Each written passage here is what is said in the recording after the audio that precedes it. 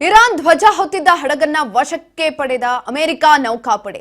ಹಾರ್ಮುಜ್ ಜಲಸಂಧಿ ಬಳಿ ಸಾಗ್ತಾ ಇದ್ದಂತ ಇರಾನ್ ಹಡಗುಗಳನ್ನ ವಶಕ್ಕೆ ಪಡೆದುಕೊಳ್ಳಲಾಗಿದೆ.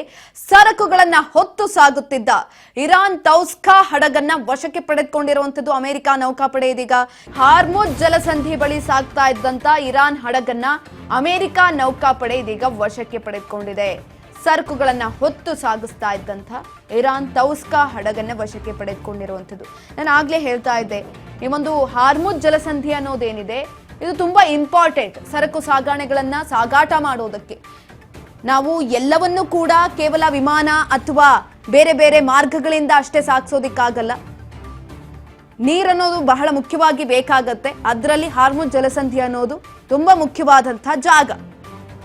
ಬೇರೆ ಬೇರೆ ರಾಷ್ಟ್ರಗಳಿಗೆ ಆಮದು ರಫ್ತನ್ನ ಮಾಡೋದಕ್ಕೆ ಈ ಒಂದು ಸಂದರ್ಭದಲ್ಲಿ ಹಾರ್ಮುಜ್ ಜಲಸಂಧಿಯನ್ನ ತಮ್ಮ ತಮ್ಮ ತೆಕ್ಕೆಗಳಿಗೆ ತೆಗೆದುಕೊಳ್ಳೋದಕ್ಕೆ ಒಂದ್ ಕಡೆನಲ್ಲಿ ಅಮೆರಿಕ ಅಧ್ಯಕ್ಷ ಡೊನಾಲ್ಡ್ ಟ್ರಂಪ್ ಅವರು, ಇನ್ನೊಂದ್ ಕಡೆನಲ್ಲಿ ಇರಾನ್.